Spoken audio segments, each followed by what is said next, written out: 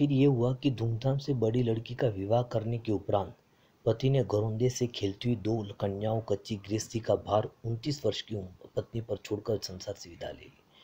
अब बड़ी लड़की है, उसका विवाह करवा दिया और उसके बाद पति ने घरौंदे जैसी दो बेटियां, जो छोटी बच्चियां थी, घरौंदे मतलब छोटे जो मिट्टी के घर बनाते ऐसी बच्चियां थी, और ऐसा रख करके 29 वर्ष की पत्नी पर छोड़ करके, 29 वर्ष की थी उसकी पत्नी, और फिर वो संसार से चला गया, मतलब वो मर गया।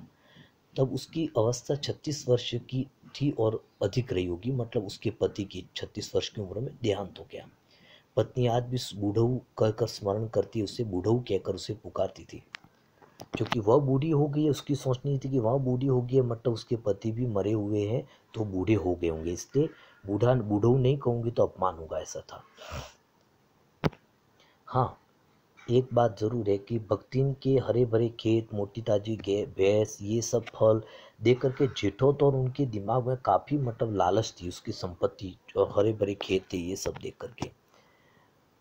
जब भय्यू दूसरा घर कर लेती, इन सबकी प्राप्ति तो तभी संभव थी जब भय्यू दूसरा घर कर लेती। मतलब भय्यू या मतलब जो यहाँ पर ये सब तभी संभव था जब भय्यू मतलब यहाँ पर जो भक्तिन है वो दूसरा घर, दूसरे पति, दूसरे किसी व्यक्ति से शादी कर लेती, तो ही ये जो इसकी संपत्ति है वो उनके जेठों के नाम हो जाए। पर ऐसा संभव नहीं था, वो दूसरी शादी करना नहीं चाहती थी। पर जन्म से खोटी भक्तिन इसके चकमे में आई नहीं। उसने क्रोध से पाव पटक पटक कर आंगन को कंपायमान करते हुए कहा कि हम कुकुरु बिलाई नहीं होए, हमारा मन पूछाए तो हम दूसरा के जाब नहीं तुम्हारे बच्चे की छाती। कहना ये चाहे कि हम तुम्हारे बल पर खाना नहीं कर रहे, हम हमारे बल पर खाना कर रहे हैं, इसलिए हम तुमसे डरेंगे नहीं, ये यहाँ पर कहना चाहे। उसने ससुर, अजिया ससुर और जाने के पीढ़ियों के ससुर गुणों की उपार्जित जगह जमीन में से सुई की नोक बराबर भी देने की उदारता नहीं दिखाई। ससुर, अजिया ससुर मतलब उसके ससुर और ससुर के ससुर और इन सब की पीढ़ियों के द्वारा जो दिया हुआ उसकी संपत्ति, उसको एक जरा भी देने की कोशिश नहीं की। इसके अतिरिक्त गुरु ने से कान फुकवा, कंठी बांध और पति के नाम पर घी से चिकने केशों की समाप्ति कर अपने कभी न टलने की घोषणा की। मतलब ये कहना चाहे कि वह उसने ये घोषणा कर दी कि मैं अपने विचारों पर, अपनी बातों पर कभी टलूंगी नहीं, ये कह दिया। भविष्य में भी संपत्ति सुरक्षित रखने के लिए उसने छोटी लड़कियों के हाथ पीले कर उन्हें ससुराल पहुंचाया। संपत्ति की सुरक्षित करने के लिए उसने छोटी लड़कियों के भी हाथ पीले करवा दिए और पति के चुने हुए बड़े दामाद की घर जमाई बना कर दिया। बड़े दामाद चाहे उसको घर जमाई रख दिया ताकि संपत्ति की सुरक्षा हो सके। इस प्रकार उसके जीवन का तीसरा परिच्छेद आरंभ हुआ। मतलब यहाँ पर ये कहना चाहा है कि उसके पति के साथ उसका अच्छा व्यवहार था, जिसके कारण से वह उसके जेठौत और उसके जेठानियाँ और उसके सास को का कुछ भी नहीं चलता था। इसके बाद बड़ी लड़की की शादी करवा दी और 29 वर्ष की उम्र में 29 वर्ष की भक्तिन की उम्र थी तब उसके पति का देहांत हो गया। दो छोटी छोटी बच्चियाँ थी। इसके बाद यहाँ पर ये कहा कि उसकी ज़मीन जायदाद ये सब अच्छा था, खाना जब हरियाली होती थी खेतों में, ये देखकर उसके जेठो उससे काफ़ी चिढ़ते थे, काफ़ी ईर्ष्या करते थे और ये देने के लिए, ज़मीन देने के लिए बिल्कुल तैयार नहीं थी, ये यहाँ पर बताया गया है। भक्तिन का दुर्भाग्य ये कि उसके बहुत सारा दुर्भाग्य कि उससे जितना वो आगे बढ़ने की कोशिश करती उतना उससे वह जीवन में पीछे हटने, उसे ऐसा दुर्भाग्य आता था। भय्यू से पार न पा सकने वाले जेठो और काकी को परास्त करने के लिए कटिबद्ध जेठों ने एक आशा की किरण देख पाए। विधवा बहन के गठबंधन के लिए बड़ा जेठो तो अपने तीतर लड़ाने वाले साले को बुला लिया।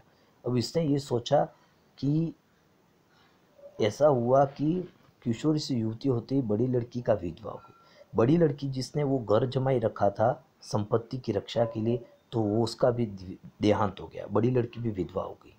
अब भक्तिन से पार न सकने वाले जेठो और काकी को परास्त करने के लिए भय्यू, मतलब यहाँ भक्तिन से पार नहीं हो सकते तो उसके जेठ और ये सब, तो जेठोत ने क्या किया, उसके बड़े जेठोत ने साले को बुला लिया। साला बहुत ही चालाक था, तो क्योंकि उसको साले ने फिर भक्तिन की बड़ी लड़की ने उसको पसंद नहीं किया, इससे भी इनको गुस्सा आ गया।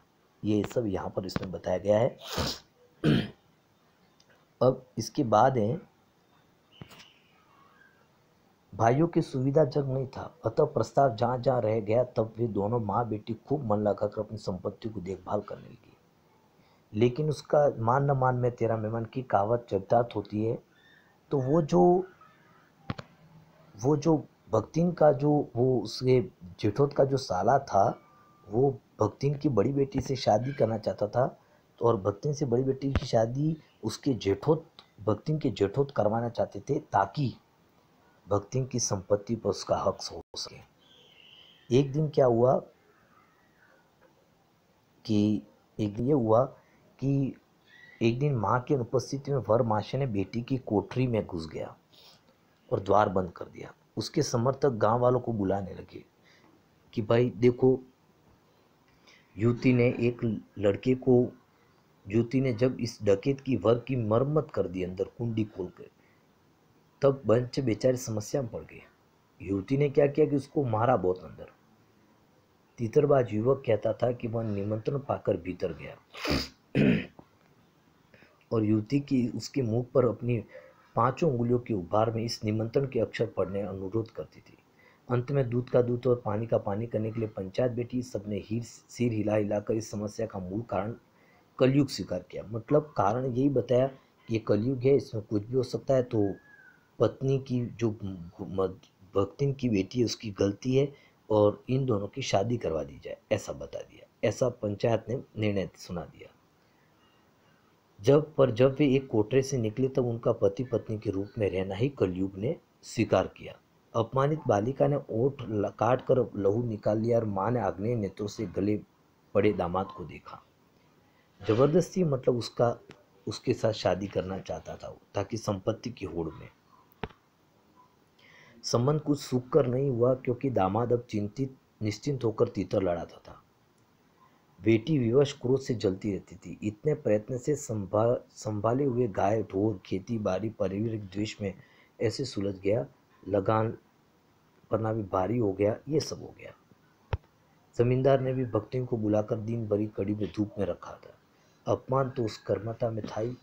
मतलब ये हुआ कि एक जेठो तो उसका बड़ा जेठ जो जेठ था, वह उसकी साले को ला करके शादी करवा करके, ताकि उसकी भक्तिन की बड़ी बेटी से शादी हो जाए, फिर संपत्ति पूरी उसकी हो जाए। तो ऐसा ऐसा दौड़ाया उसने कि गांव के समर्थक बना दिए और पंचायत द्वारा ऐसा कहलवा दिया कि ये गलती है और लड़की की शादी हो जाए। ऐसा हो गया और फिर वो भक्ति ने वो और भी गरीब हो गई, क्योंकि संपत्ति उससे उसकी हट गई। ये यहाँ पर इसमें बताया गया है। आगे अपन नेक्स्ट पढ़ेंगे। धन्यवाद।